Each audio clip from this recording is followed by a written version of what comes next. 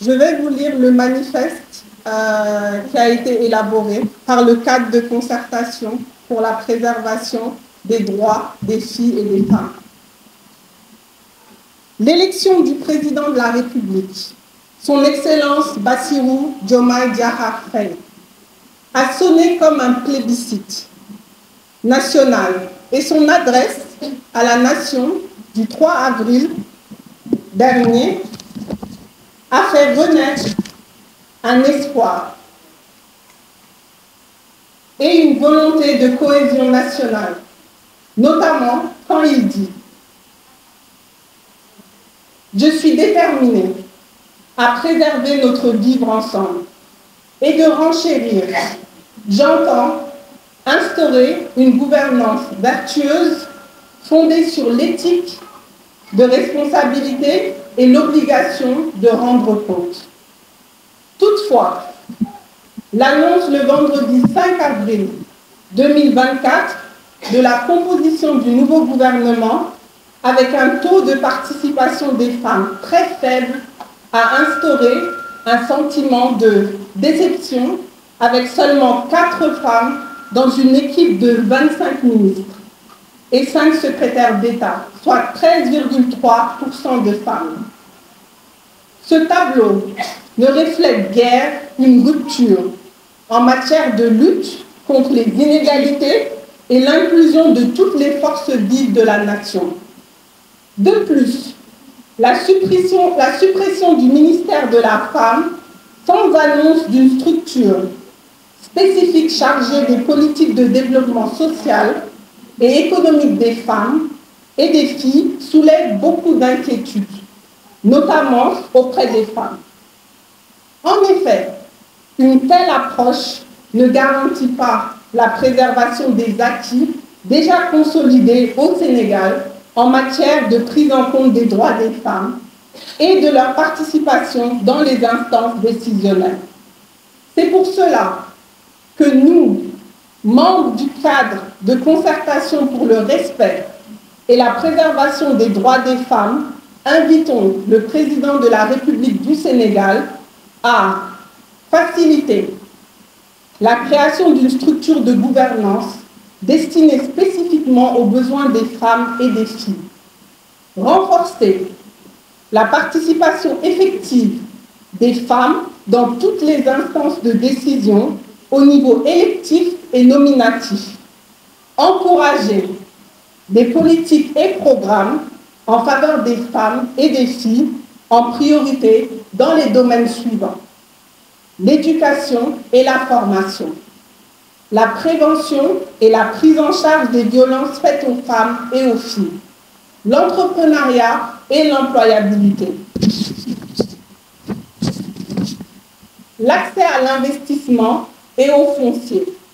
l'accès aux services de santé de qualité, notamment la santé de la reproduction. En effet, malgré les avancées notées ces dernières années dans les politiques en faveur des femmes, les défis de l'égalité des droits hommes-femmes et de l'autonomisation de celles-ci restent entiers dans notre pays. L'égalité étant un droit humain, celle entre les citoyens, une valeur fondamentale inscrite dans notre Constitution, interdisant toute discrimination fondée sur le sexe. Sa prise en compte devient une nécessité afin que chaque citoyenne et citoyen soit égal en dignité, en capacité et en droit pour une gouvernance juste et démocratique. Conscient du poids démographique des femmes sénégalaises qui ont largement démontré leur leadership et leur contribution dans les sphères politiques, sociales, économiques et citoyennes, conscient de la nécessité pour le Sénégal de respecter ses engagements pris au niveau régional et international à travers les accords, traités et conventions, notamment la Convention contre toutes les formes de discrimination à l'égard des femmes, CEDEF, l'Agenda global pour le développement durable en 2030, le programme d'action de la Conférence internationale du Caire sur la population et le développement, la Charte africaine des droits de l'homme et des peuples, Le protocole de Maputo sur la promotion et la protection des droits des femmes et des filles. La loi numéro 2018-22 du 4 juillet 2018, transposant la loi sur la parité dans le code électoral. La déclaration des chefs d'État et de gouvernement de l'Union africaine sur l'égalité de genre. La loi numéro 2021-05 du 10 juillet 2020, modifiant la loi numéro 65-60 du 21 juillet 1965, portant code pénal, criminalisant les actes de viol et de pédophilie. La loi numéro 2022-2, complétant certaines dispositions du Code du travail et relative à la protection de la femme en état de grossesse.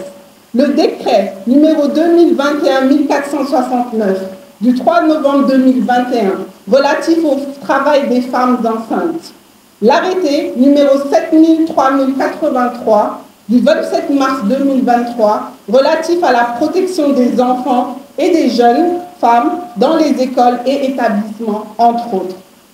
Conscient des avancées dans les droits pour la promotion des femmes et des filles, obtenus de haute lutte et sous plusieurs magistères, et soucieux du respect de ces droits, droit à la santé. Aucune femme ne doit perdre la vie en donnant la vie. Droit à l'éducation et à la formation. Droit au travail et à une vie décente. Constatant la maturité démocratique de notre pays, qui s'est encore une fois matérialisée par cette transition démographique historique, malgré les tensions vécues ces dernières années et du rôle crucial des femmes dans la préservation de la cohésion sociale. Constatant avec regret le nombre limité de femmes nommées au poste ministériel de votre premier gouvernement et la suppression du ministère de la Femme pour ne retenir que la famille et les solidarités. Rappelant les engagements pris par les nouvelles autorités en faveur de la préservation des droits et de la promotion des femmes et des filles à travers le projet. Nous, membres du cadre de concertation pour le respect et la préservation des droits et des acquis des femmes et des filles, exprimons notre vive préoccupation devant ce qui peut être compris comme un recul des acquis en faveur des droits des femmes au Sénégal. Lançons un appel vibrant pour soutenir et promouvoir l'inclusion des femmes et des filles leaders pour une meilleure prise en compte de leurs besoins spécifiques dans les politiques publiques et les processus de gouvernance au Sénégal. Nous croyons fermement que l'égalité des sexes et l'autonomisation des femmes sont essentielles pour bâtir une société juste, équitable et prospère. Aujourd'hui, nous nous engageons à agir ensemble pour réaliser ces objectifs ambitieux et nous appelons Son Excellence, Monsieur le Président de la République du Sénégal, en relation avec son gouvernement et tous les acteurs impliqués, la société civile, les organisations de femmes, le secteur privé, les syndicats, les institutions financières, les partenaires au développement, les populations, à prendre des mesures concrètes pour renforcer la prise en compte des besoins spécifiques des femmes et des filles dans la formulation, la mise en œuvre et l'évaluation des politiques, programmes, plans et stratégies nationales, à garantir la représentation équitable des femmes et des jeunes leaders dans toutes les instances de gouvernance et de prise de décision, à mettre en place des programmes et des budgets spécifiques visant à répondre aux besoins des femmes et des filles en matière d'éducation, de santé, de formation, d'emploi, de sécurité, d'accès à la terre et au financement.